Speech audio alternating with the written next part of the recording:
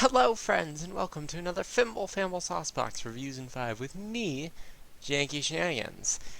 As we previously discussed last week on both Fimble-Famble Saucebox and Hanging with Janky, this week begins the Marvel on Netflix series here on Fimble-Famble Saucebox. And today we are starting with Daredevil.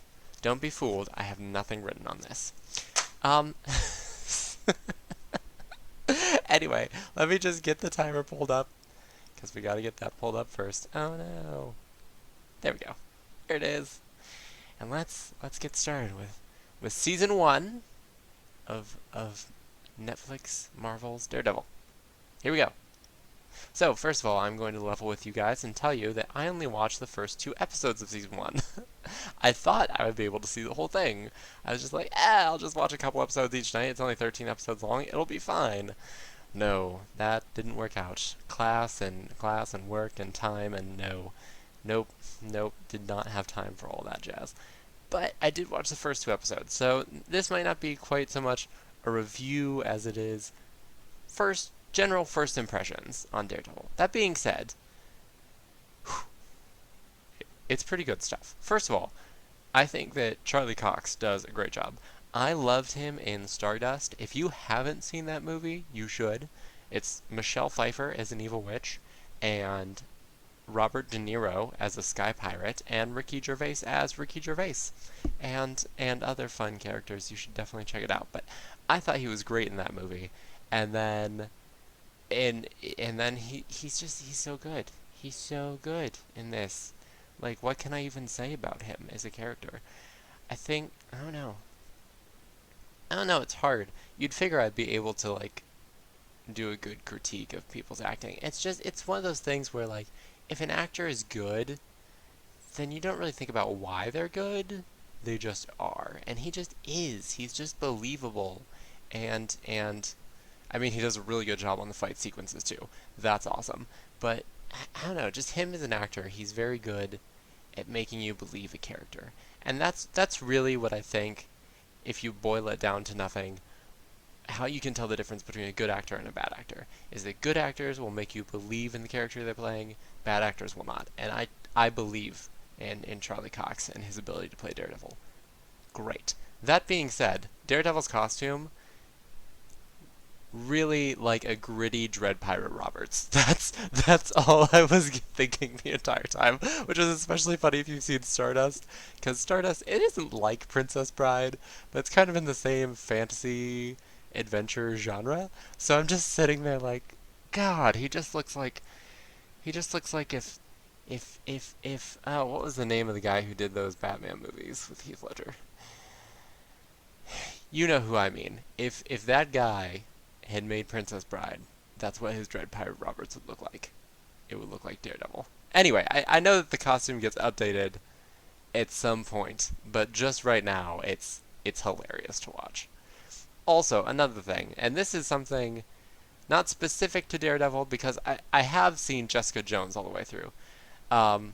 So this isn't specific to Daredevil, but just Marvel on Netflix in general. I know I'm not exactly one to be critiquing lighting, you know? I get that. I get that my lighting setup here isn't the best, but my god, they could really use some light. Just any kind of light in those scenes. Just everything is so dark. Like, especially with Daredevil, in the first 2 episodes, and I'm sure it will continue, the fight sequences are amazing. They're awesome. That fight sequence at the end of the 2nd episode, where it's just like one shot panning through that hallway, great, amazing, I loved it. But just trying to see exactly what's going on, I mean, Daredevil's in black, it's a dark setting, you're just trying to see what's happening, and it's just like, what is even going on? And I kind of had that problem sometimes with Jessica Jones, too. Like, just very noir, dark sets, which I get fits with the tone of the show, but at the same time, you want to see what's happening, because it's really cool. You, like, can't. On that same note, sometimes with sound, like, it will be either very loud during the fight sequences, or it will be very quiet when they're having a peaceful moment to themselves, and they're They're quietly discussing things. So, so you have this weird thing. Like, I never know where to set the volume. Because if I raise it up to hear what they're saying, then I have to like hit mute and whatever the fight sequences happen. And if I don't see a fight sequence coming, oh my gosh, just like murder on the ears. Murder on the ears. But so maybe if they just had like subtitles or something. If subtitles were an option. Maybe they are. I don't know. Maybe I just haven't looked that hard. The point is, weird sound differences. But the stories are great. Oh, like right at the beginning of that Daredevil, like the first scene where he's getting blinded as a kid. Oh! Much like how Daredevil punches the bad guys, it punched me right in the feels. It's true. So I have been loving Daredevil. Wrapping it up. I have been loving Daredevil, Season 1. Can't wait for Season 2. It's going to be good stuff. I know my time is up. Cool. Yeah, so that's just my first impressions on Daredevil Season 1. I've really been liking it. I'm excited to see more, and of course, get into Season 2 when you get the Punisher and Elektra, I know, come in Season 2, so that'll be exciting. Slight change in schedule. I know that next week I said I'd do Season 2, and then Jessica Jones the week after that, and then Luke Cage.